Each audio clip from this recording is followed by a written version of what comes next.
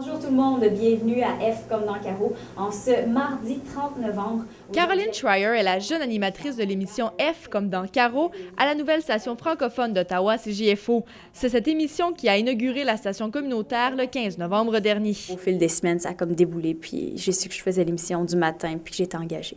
Après un long processus de 7 ans, la station CJFO a finalement reçu sa licence. Le CRTC a refusé 2 fois la demande de licence en 2004 et en 2006 avant de finalement donner son accord en août 2009. Ça fait 40 ans que le CRTC existe.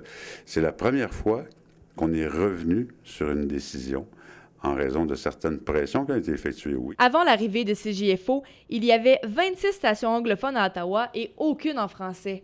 Pourtant, la loi sur les langues officielles mentionne que là où le nombre le justifie, on doit offrir des services en français. Le monde de la radio à Ottawa, la capitale du pays, ne respectait donc pas l'esprit du bilinguisme. Le CRTC n'a vraiment pas eu le choix, puisque 15 % de la population d'Ottawa est francophone, sans compter les 250 000 auditeurs potentiels en Outaouais.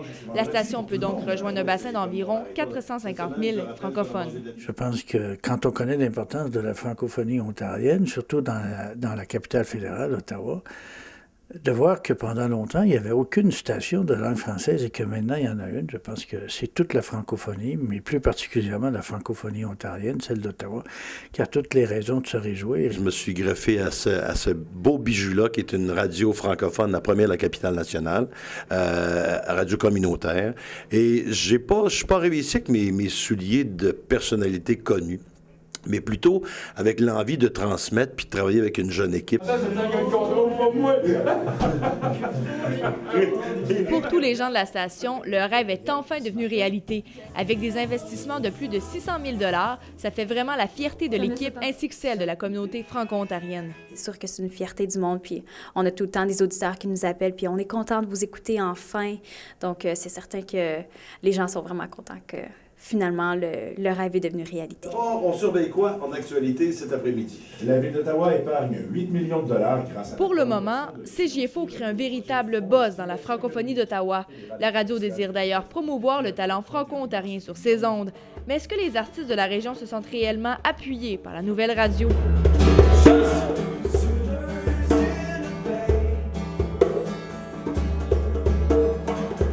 Le groupe de Rockland, Mastic et Digère fait partie du paysage culturel franco-ontarien depuis 2 ans. Le duo voit l'arrivée de la nouvelle station de radio d'une façon positive, mais ils ne sont pas impressionnés par la programmation. Comme c'est là, c'est un peu un mélange, un micmac de plein de musique, un peu goroché comme ça, mis en shuffle, en random. Mais j'espère qu'avec un nom comme CJFO, qui a le mandat d'être au support des Franco-Ontariens, j'espère qu'il va y avoir des efforts mis dans cette direction-là. Pour le groupe franco-ontarien Acouphène, c'est un bon moyen pour avoir de la visibilité. Ça devrait être plus facile pour eux d'être diffusés sur les ondes. Certain que ça va nous donner de la visibilité. Si pas de la visibilité, au moins de l'écoute. Parce que je pense que... en premier, c'est l'écoute qui est important. Il faut que le monde accroche aux chansons. Puis une fois que ça c'est fait, ils viennent voir un spectacle. Puis là, ça se développe à partir de là. Mais je pense que passer à la radio, c'est un bon pas pour le groupe. Parce que vu qu'on est encore un groupe amateur, puis on joue pas dans des grosses radios, c'est certain qu'une radio émergente, elle va faire jouer des groupes émergents, là.